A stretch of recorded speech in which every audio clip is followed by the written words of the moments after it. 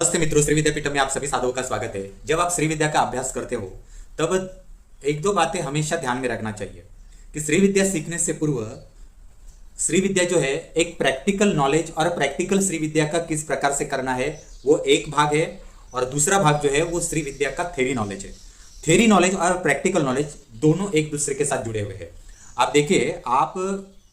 After 12th के बाद career oriented जो प्रोग्राम करते हो, 4 साल का इंजीनियरिंग हो, 5 साल का एमबीबीएस का डॉक्टर की पढ़ाई हो, सारे कॉलेजेस में आधा जो होता है वो प्रैक्टिकल नॉलेज होता है और आधा जो होता है ये होता है थ्योरी नॉलेज, और दोनों एक दूसरे के साथ जुड़े हुए रहते हैं।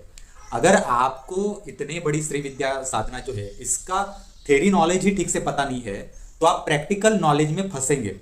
आज इंडिया में, भारत में यही हुआ है कि बहुत सारे लोग आपको यूट्यूब, फेसबुक, व्हाट्सएप पे बहुत सारे श्री विद्या के ग्रुप मिलेंगे, ऐसे श्री विद्या के दीक्षा हुए लोग मिलेंगे, परंतु उनमें से कितने लोगों को पता है कि मैंने जो श्री विद्या का दीक्षा लिया है वो सही है, ऑथेंटिक है और ओरिजिनल है।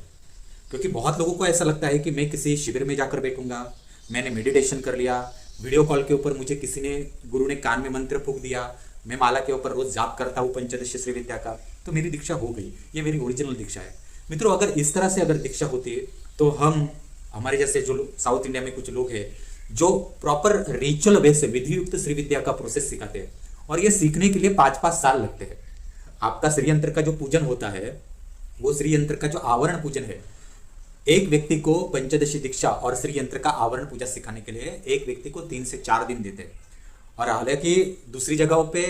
500-500, 200-200 लोगों को एक ग्रुप में बिठाकर उनको सीधे कान में मंत्र फूंक देते हैं और सीधा जाप करने के लिए कहते हैं। इस तरह से श्री विद्या की दीक्षा नहीं होती मित्र। इसलिए